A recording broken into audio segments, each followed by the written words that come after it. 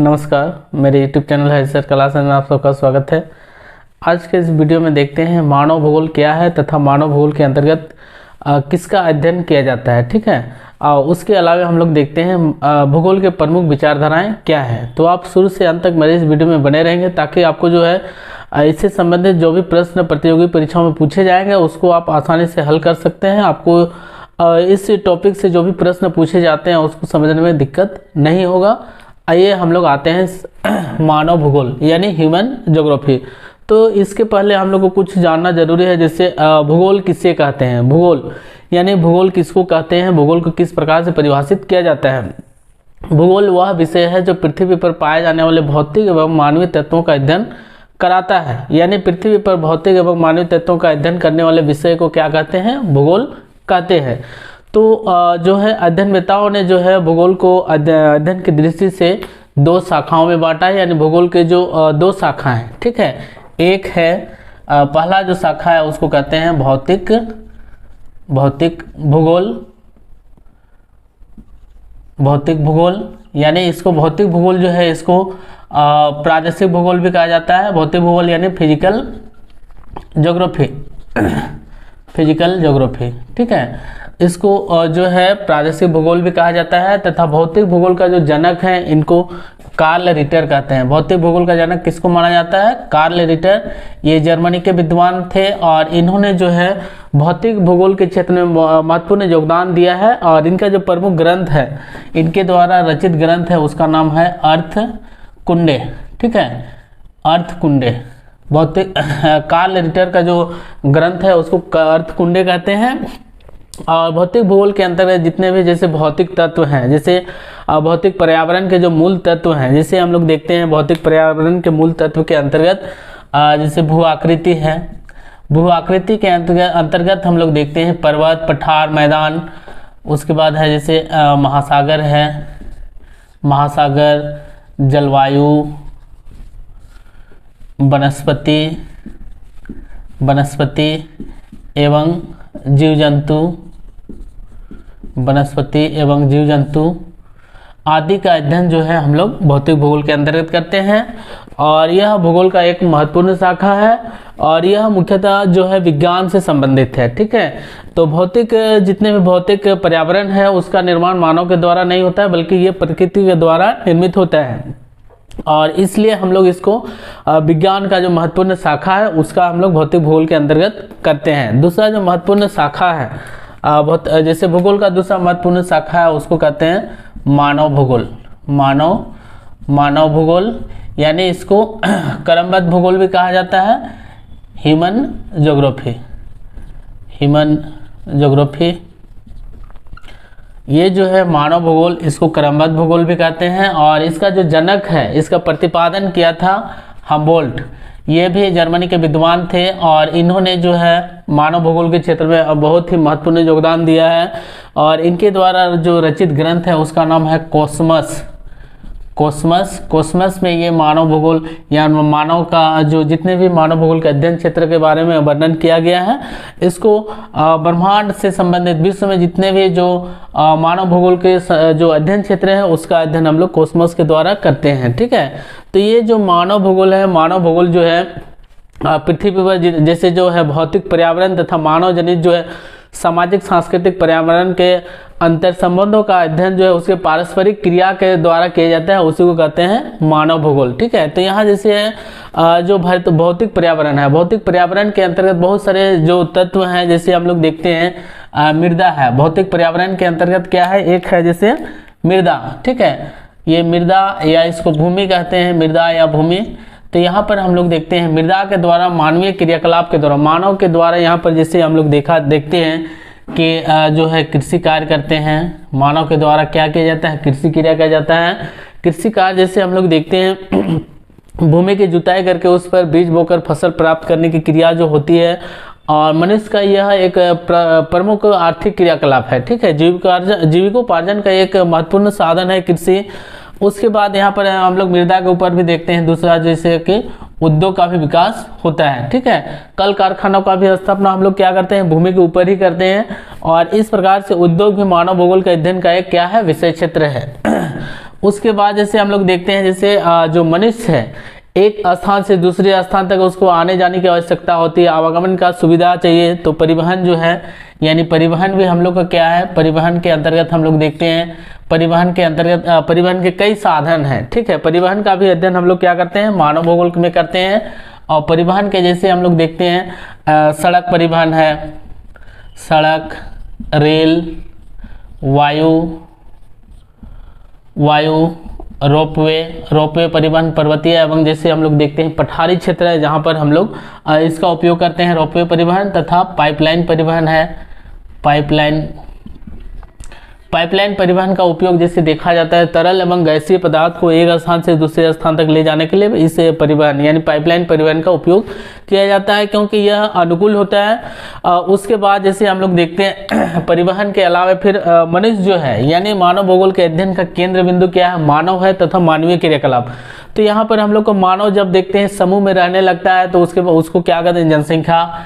जैसे जनसंख्या जो है, जनसंख्या का भी अध्ययन किया जाता है।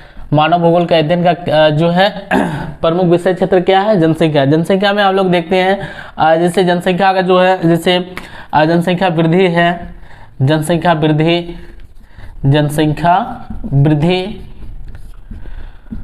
वितरण, जनसंख्या वितरण,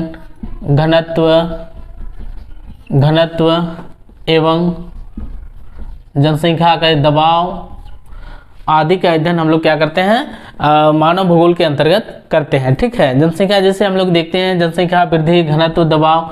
उसके बाद हम लोग देखते हैं लिंगानुपात का भी अध्ययन क्या किया जाता है, जनसंख्या भूगोल के अंतर्गत करते हैं और यह जो है मानव भूगोल का अध्ययन का विषय क्षेत्र है, ठीक है। उसके बाद देखते हैं जैसे कि एक है जैसे अधिवास।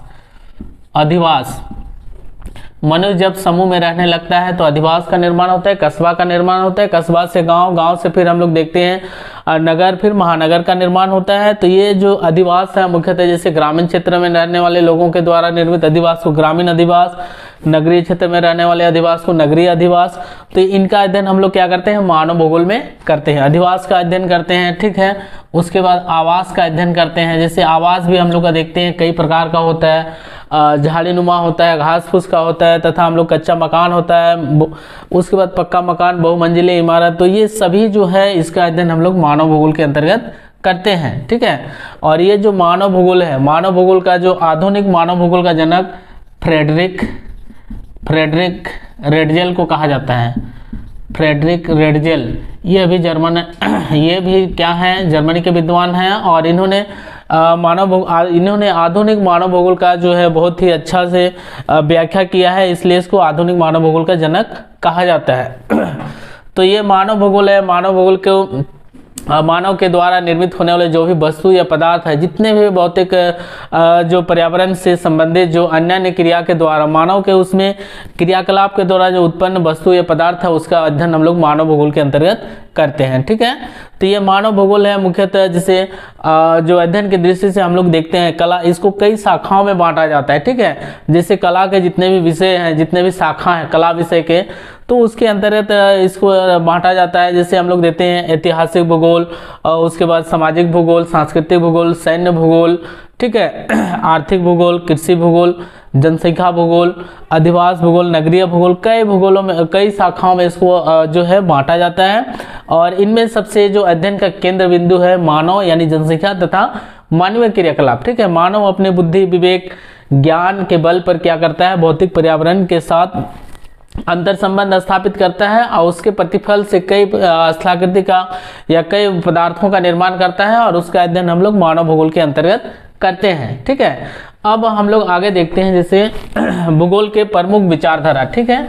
अब हम लोग अगला जो देखेंगे भूगोल के प्रमुख विचारधारा, यानी जैसे देखते हैं कि भूगोल का जो अध्ययन प्राचीन काल में जो अध्ययन भूगोल का हुआ था वहां से लेकर वर्तमान समय तक भूगोल को जो है भूगोलवेताओं ने अलग अलग विचार से उसको जो है आंका है, अलग अलग विचार का प्रतिपादन किए हैं, तो उसको भूगोल का विचारधारा कहते हैं, ठीक है। जैसे जिस प्रकार से भूगोल को भूगोलवेताओं ने अध्ययन की दृष्टि से जो है दो शाखाओं में बांटा है, जैसे भौतिक भूगोल, मानव भूगोल, उसी प्रकार से जो है भूगोल का जो है प्राचीन काल से लेकर अभी वर्तमान समय तक भूगोल के कई विचारधाराएं हैं, उनको अलग अलग वर्गों में बांटा गया है, ठीक है। तो भूगोल के प्रमुख विचारधाराएं हैं, पहला जो है उसको निश्चयवाद विचारधारा कहते हैं, डिटरमिनिज्म,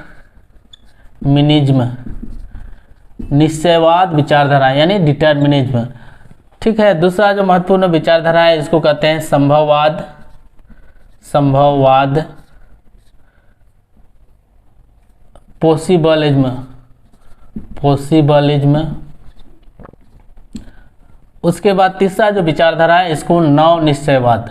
ठीक है, इसको नव निश्चयवाद विचारधारा कहते हैं, यानी न्यू डिटरमिनिज्म। ये भूगोल के कितने विचारधाराएं हुए? 3 विचारधाराएं हुए। ठीक है, तो सबसे पहले हम लोग को अब जानना है जो प्राचीन कालीन विचारधारा है इसको कहते हैं निश्चयवाद विचारधारा, निश्चयवाद विचारधारा यानी डिटरमिनिज्म। ठीक है, डिटरमिनिज्म यह विचारधारा जो है भूगोल की सबसे प्राचीन कालीन विचारधारा है, सबसे प्राचीन विचारधारा है। और इसका प्रतिपादन जो जैसे जो है जर्मनी में हुआ था, इसलिए इस विचारधारा को जर्मनी की विचारधारा भी कहते हैं। और इसके जो प्रतिपादन करने वाले प्रमुख विद्वान हैं कार्ल रिटर एवं हम्बोल्ट को जो है ये कार्ल रिटर एवं हम्बोल्ट को निश्चयवाद विचारधारा का प्रतिपादक माना जाता है। और इसके बाद कई विद्वान हैं जिन्होंने इस विचारधारा को माना है और इसका समर्थन किया है, जिसमें फ्रेडरिक रेटजेल है, कुमारी एलन चर्चिल सेम्पुल है आदि कई विद्वान हैं जो इसको मानने वाले विद्वान हैं। तो ये विचारधारा है, जैसे जो निश्चयवाद विचारधारा है इसको इस प्रकार से परिभाषित किया जाता है कि जो है ऐसी परिस्थिति, यानी जैसे जो हम लोग देखते हैं ऐसी परिस्थिति जब होती है जब प्रकृति के समक्ष मनुष्य को कमजोर माना जाता है तो उसको हम लोग क्या कहते हैं? निश्चयवाद कहते हैं। यानी इस विचारधारा के अनुसार मनुष्य जो है बहुत ही कमजोर है तथा प्रकृति को अधिक शक्तिशाली माना गया है। प्रकृति के द्वारा बहुत सारे संभावनाएं प्रदान की जाती हैं और मनुष्य जो है उसका उपयोग करता है तथा अपना जीविकोपार्जन करता है। तो जो है जो संयुक्त राज्य अमेरिका की जो विदुषी थी जो कुमारी एलन चर्चिल सेम्पुल, इन्होंने क्या किया है, उन्होंने परिभाषित किया कि प्रकृति जो है प्रकृति के समक्ष मनुष्य एक शिशु की तरह है, यानी जो है प्रकृति का दास है। ठीक है, प्रकृति के द्वारा जो है शिशु के साथ बहुत ही देखभाल किया जाता है, यानी मनुष्य को है बहुत ही देखभाल कर सकता है, अन्यथा जो है शिशु की तरह उसका जो है जीव जो अस्तित्व बनाए रखना मुश्किल होता है। तो इस प्रकार से जो है निश्चयवाद विचारधारा में बताया गया है कि प्रकृति अधिक शक्तिशाली है। ठीक है, तो यहाँ पर देखते हैं कि प्राचीन काल में क्या था। आज भी बहुत सारे क्षेत्र हैं विश्व में जहाँ पर हम लोग देखते हैं कि औद्योगिक विकास नहीं हुआ है, विकास का गति बहुत ही धीमी गति से हुआ है। वहाँ पर ये विचारधारा अभी भी हम लोग का परिलक्षित होता है, वहाँ पर इस प्रकार की स्थिति दिखती है, क्योंकि बहुत सारे जो है अपने विकास के अभाव के कारण, यानी अब आर्थिक विकास नहीं होने के कारण वहाँ पर लोग क्या करते हैं, प्रकृति पर ही आश्रित रहते हैं। यानी जैसे जंगल से पेड़ पौधे जो है उससे सूखी लकड़ी एवं फल फूल तोड़ के या जड़ी बूटी या पत्तल तोड़ के लाते हैं, उसको फिर बाजार में बेच करके उसका जीविकोपार्जन करते हैं। तो ऐसी परिस्थिति हम लोग बहुत सारे क्षेत्र में देखते हैं।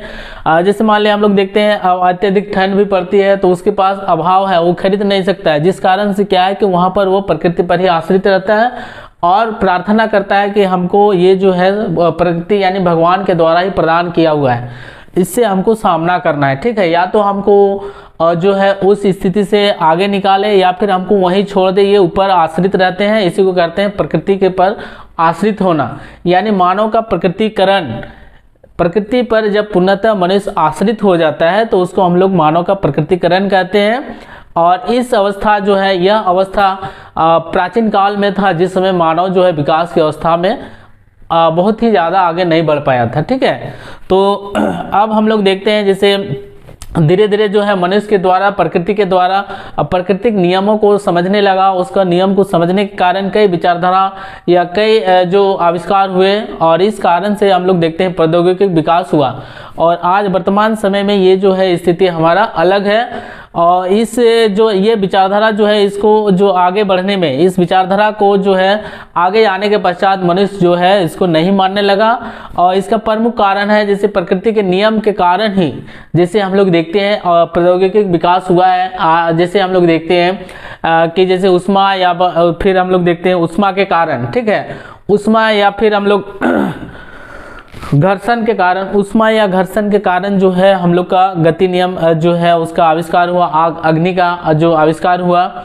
और इस कारण से आज हम लोग देखते हैं आग के आविष्कार से मनुष्य का विकास हुआ है, उनके सोच का विकास हुआ है, उनके जो है उनका आर्थिक विकास भी हुआ है। ठीक है, उसी प्रकार से प्रकृति का और दूसरा नियम, 3 नियम है, जैसे ऊष्मा एवं घर्षण के कारण आग का आविष्कार हुआ। उसके बाद दूसरा जैसे हम लोग देखते हैं डीएनए एवं आनुवंशिक ज्ञान के कारण जो है विभिन्न बीमारी से लड़ने के लिए मनुष्य को क्या है, ज्ञान मिला और विभिन्न जो है बीमारी से लड़ने का क्षमता प्राप्त हुआ। ठीक है, उसके बाद अगला हम लोग देखते हैं वायु के गति नियम को जानने के कारण जो है वायुयान जो है हम लोग का उड़ने लगा और हम लोग कम समय में एक स्थान से दूसरे स्थान में जाने लगे। और इस प्रकार से धीरे धीरे क्या है, मानव का विकास होने लगा। और उस विकास के कारण जो दूसरा जो विचारधारा है, जैसे संभववाद विचारधारा का प्रतिपादन हुआ। ठीक है, संभववाद, ये संभववाद यानी पॉसिबलिज्म जो है, पॉसिबलिज्म, यह विचारधारा जैसे जो है इस विचारधारा के अनुसार मनुष्य को अधिक शक्तिशाली माना गया है, यानी प्रकृति के द्वारा बहुत सारी संभावनाएं प्रदान की जाती हैं तथा मनुष्य अपने बुद्धि विवेक और ज्ञान के बल पर उसका उपयोग छांट करके करता है। यानी जैसे प्रकृति के द्वारा जितने भी संभावनाएं प्रदान की जाती है उसका सभी का उपयोग नहीं करता है, जहां पर इसको लाभ होता है यानी देखता है कि हमको इससे फायदा होने वाला है तब उसका उपयोग करता है, अन्यथा उसको छोड़ देता है। तो इस प्रकार से जो है संभववाद विचारधारा का प्रतिपादन हुआ। यह विचारधारा है जैसे फ्रांस की विचारधारा है, कहाँ की विचारधारा है, फ्रांस। तो यह दूसरी विचारधारा है और इसका प्रतिपादन हुआ था फ्रांस में। और संभववाद जो विचारधारा का प्रतिपादन किया था लुसियन फेब्रे ने, लुसियन फेब्रे। उसके बाद विडाल डिला ब्लास, डिमांजिया,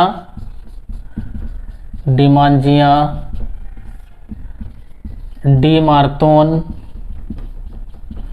आदि कई विद्वान हुए जिन्होंने संभववाद विचारधारा को माना और उसको स्वीकार किया। ठीक है, तो ये जो विचारधारा है, जब मनुष्य जो है प्रकृति के पर आश्रित होने से आगे बढ़ा, यानी प्रौद्योगिकी के विकास हुआ, मनुष्य के बुद्धि विवेक और ज्ञान के बल पर जो विकास होने लगा, तो उन्होंने क्या प्रकृति पर जो हावी होना शुरू हुआ और उसी को कहते हैं संभववाद। संभववाद में जैसे हम लोग देखते हैं कि बहुत सारे जैसे हम लोग देखते हैं प्रकृति के द्वारा, जैसे मान लिया हम लोग देखते हैं नदी के द्वारा बाढ़ आती है तो जो मनुष्य क्या करता है वहाँ पर अपने बुद्धि और विवेक या टेक्नोलॉजी या तकनीकी के बल पर वहाँ पर क्या करता है, बांध बना देता है। ठीक है, बांध बनाने के बाद वहाँ पर हम लोग देखते हैं सिंचाई के लिए नहर निकाली जाती है। उसके बाद बहुत सारे बहुउद्देशीय परियोजनाओं का निर्माण होता है। फिर हम लोग देखते हैं जैसे मान लिया जैसे एक स्थान से दूसरे स्थान तक किसी को जाना हो, कम समय में जाना हो, तो क्या करते हैं आदमी तीव्र गति से चलने वाले वायुयान का आविष्कार कर लिया है। कम समय में आदमी एक स्थान से दूसरे स्थान में चले जाता है। अगर भारी सामान को एक स्थान से दूसरे स्थान तक ले जाना है तो जलजहाज यानी स्टीमर यानी बड़े बड़े स्टीमर का निर्माण हुआ है, जिस कारण से एक स्थान से दूसरे स्थान में जाता है। और मनुष्य क्या है, प्रकृति पर जो भी प्रकृति के जो भी दुर्गम क्षेत्र हैं, जहाँ पर दुर्गम क्षेत्र है वहाँ से भी मनुष्य क्या कर रहा है, वहाँ पर भी अपना विकास का काम कर रहा है। तो यह विचारधारा जो है इसके अनुसार जो है मनुष्य प्रकृति से अधिक शक्तिशाली है, यानी प्रकृति के द्वारा संभावनाएं मनुष्य को प्रदान किया जाता है और उस संभावनाओं को मनुष्य क्या करता है, छांट करके उसका उपयोग करता है। ठीक है, तो ये विचारधारा है हम लोग का संभववाद विचारधारा। तो अब जैसे ये विचारधारा जैसे निश्चयवाद विचारधारा कहता है प्रकृति अधिक शक्तिशाली है, संभववाद विचारधारा कहता है कि मनुष्य अधिक शक्तिशाली है। तो जिस कारण से हम लोग देखते हैं कि धीरे धीरे क्या होने लगा कि बहुत सारी दुर्घटनाएं होने लगी, प्राकृतिक आपदाएं आने लगे। परिणाम स्वरूप जो है एक तीसरा विचारधारा का प्रतिपादन हुआ और उस विचारधारा को कहते हैं नव निश्चयवाद। नव निश्चयवाद यानी न्यू डिटर्मिनिज्म।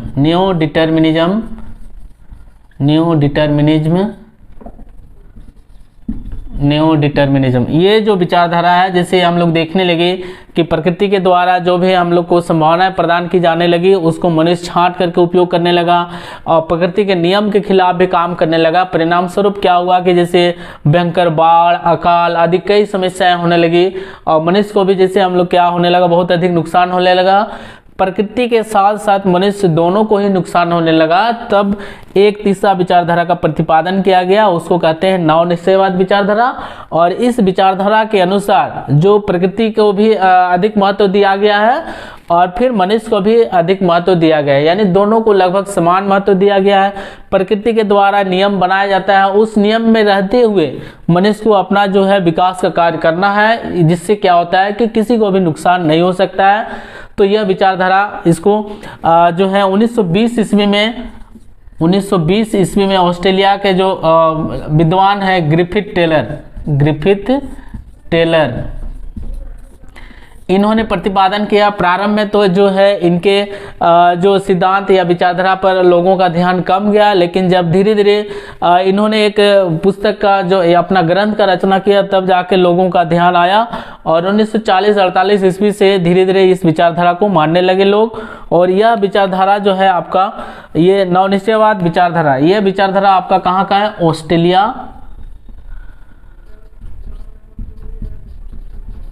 ऑस्ट्रेलिया एवं यूएसए यानी संयुक्त राज्य अमेरिका विचारधारा है।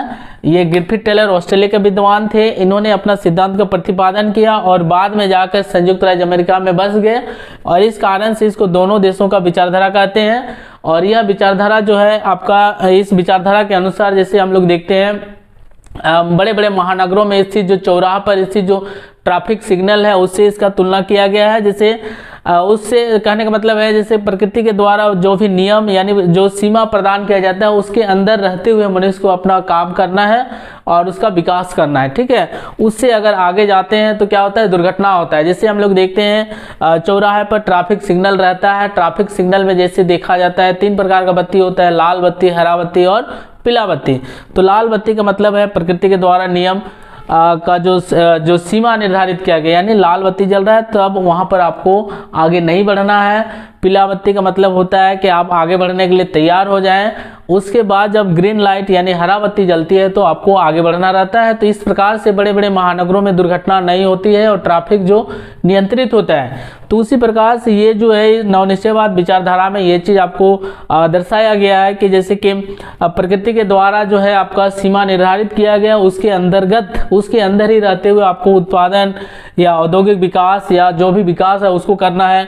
उससे आगे अगर आप बढ़ते हैं तो उससे क्या होता है? आपको दुर्घटना होता है। और इस कारण से हम लोग देखते हैं अगर उसके नियम के अनुरूप अगर चलते हैं तो किसी को नुकसान नहीं होगा, ना प्रकृति को होगा ना मनुष्य को होगा और विकास का काम आगे निरंतर बढ़ते रहेगा। जैसे हम लोग देखते हैं जैसे मान लिये तीव्र गति से विकास के कारण हम लोग का क्या होता है? मनुष्य के द्वारा बहुत सारे प्राकृतिक वस्तुओं या प्रकृति का दोहन किया जाता है। परिणाम स्वरूप हम लोग देखते हैं कई प्रकार के आपदाएं आते हैं। जैसे हम लोग देखते हैं अत्यधिक प्रकृति का दोहन होने के कारण जैसे हम लोग का ग्लोबल वार्मिंग होता है। ग्लोबल वार्मिंग के कारण हमारा जो है तापमान में वृद्धि हो रहा है। उसके बाद ग्रीन हाउस गैसों का उत्सर्जन होता है यानी ग्रीन हाउस प्रभाव, ठीक है, ये भी होता है। उसके बाद हम लोग देखते हैं ओजोन परत में क्षय होता है। विकास के नाम पर जो अंधाधुंध अगर हम लोग उपयोग करते हैं तो इससे क्या होता है? ओजोन परत में क्षय हो रहा है यानी ओजोन परत का नुकसान हो रहा है। उसके बाद हम लोग देखते हैं हिमनद का पीछे की ओर यानी हिमनद का पिघलना। जैसे हिमनद के पिघलने से क्या है? बहुत सारे जो देश हैं, बहुत सारे स्थल है जो समुद्र तट से सटे हुए हैं, वहां पर क्या होगा कि जलमग्न हो जाएगा, वहां पर बाढ़ की समस्या होगी और जितने भी द्वीप हैं वो जल से डूब जाएंगे। तो हिमनद का पिघलना भी एक समस्या है। उसके बाद हम लोग देखते हैं जैसे हिम का पिघलना या फिर भूमि का निम्नीकरण। अत्यधिक जैसे हम लोग भूमि का दोहन करते हैं, सिंचाई करते हैं, गहन कृषि के कारण हम लोग क्या करते हैं? भूमि का अत्यधिक शोषण करते हैं तो भूमि का क्या होता है? निम्नीकरण होता है। निम्नीकरण यानी भूमि का जो है अपर्दन क्षमता नष्ट हो जाता है, साथ ही साथ वो बंजर होने लगता है। तो ये जो है हम लोग का इस प्रकार के कई समस्याएं होती है, हो सकती है और हो रही है। इससे बचने के लिए हम लोग को क्या करना है? प्रकृति के द्वारा जो भी हम लोग को सीमा निर्धारित किया जाता है उसके नियम है, उसके अनुरूप ही काम करते हुए आगे बढ़ना है और इस प्रकार से हम लोग विकास को प्राप्त कर सकते हैं, ठीक है। Thank you.